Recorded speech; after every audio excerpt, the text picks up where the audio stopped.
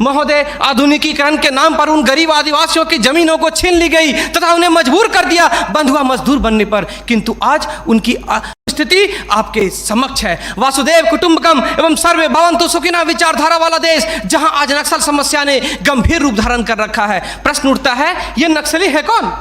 समाज के सबसे शांत, शहरों से दूर जंगलों में रहने वाले तथा खेतों के माध्यम से अपने जीवन यापन करने वाले वो लोग जो अपने पूर्वजों द्वारा दिए गए धरोहर को बचाने के लिए सरकार के खिलाफ हथियारबंद हो गए हैं और अंततः ये लोग नक्सली बनने पर मजबूर होते हैं। महोदय, आधुनिकीकरण के नाम पर उन गरीब आदिवासियों की जमीनों को छीन ली गई तथा उन्हें मजबूर कर दिया बंधुआ मजदूर बनने पर, किंतु आज उनकी अधिकारों की कोई बात तक नहीं करता। मन समर्पित, तन समर्पित और यह जीवन समर्पित। मैं पूछता हूँ, देश की धरती तुझे क्या दूं, क्यों दूं और किस लिए न्यौछावर करूं अपना सब कुछ तुम पर? क्या इसलिए कि मुझे देशद्रोह जैसे शब्दों से नवाजा जाए या इसलिए कि मुझे फर्जी इनकाउंटर में मार दिया जाए? जी हां अध्यक्ष महोदय, कुछ ऐसा ही समय था जब मान्य सूर्य लखन भैया सेहराबुद्दीन तथा तुलसीराम प्रजापति को फर्जी इनकाउंटर में मार दिया गया। यह कैसी विडंबना है महोदय, हमारे विपक्षी साथी द्वारा मानव अधिकार का संरक्षण किए बगैर ही राष्ट्रीय सुरक्षा की बात करते हैं। जब आम लोगों का कोई अधिकार ही नहीं हो तो इस स्थिति में राष्ट्रीय सुरक्षा का क्या मतलब? मैं पूछना चाहता हूं अपने विपक्षी साथियों से,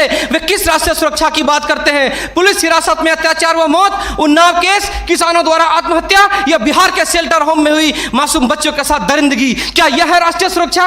राष्ट्रीय सुरक्षा का अर्थ सिर्फ सीमा की सुरक्षा नहीं बल्कि सीमा के अंदर रह रहे व्यक्तियों की सुरक्षा से भी है। अपने हक को मांगे जाने पर लोगों को नक्सली तथा आतंकवादी करार दिया जाता है तथा यह सुरक्षा देने वाले पुजारी आईपीसी की धारा 124A के तहत गिरफ्तार कर उन्हें देशद्रोह का मुकदमा चलाते हैं, फिर फर्जी इनकाउंटर में भी मार गिराते हैं। जबकि सुनील बत्रा बनाम दिल्ली प्रशासन में माननीय न्यायाधीश ने स्पष्ट किया है कि फर्जी इनकाउंटर हत्या के समान है।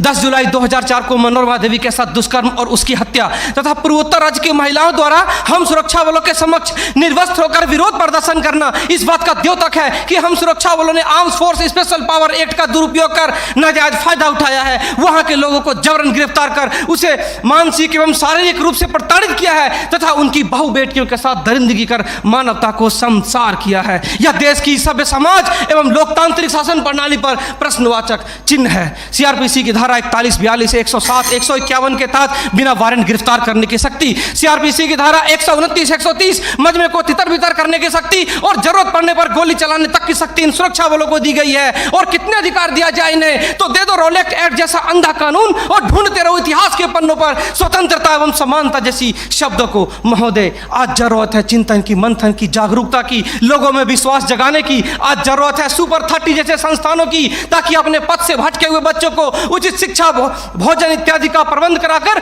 उसे विकास के सही मार्ग से जोड़ सके। अंत में फैसला माननीय निर्णायक मंडल के पर छोड़ते हुए गुरुदेव रविन्द्रनाथ टैगोर की इन पंक्तियों के साथ मैं अपनी वाणी को विराम देना चाहूंगा कि मैं जीना चाहता हूं इंसानों की फौज के बीच में, मैं जीना चाहता हूं उगते सूरज की किरणों के बीच में, सुंदरता और सुगंध के बीच में। मेरी इच्छा है काश मिल जाए मुझे थोड़ी सी जगह इन जीने वालों के दिलों के बीच में। जय हिंद।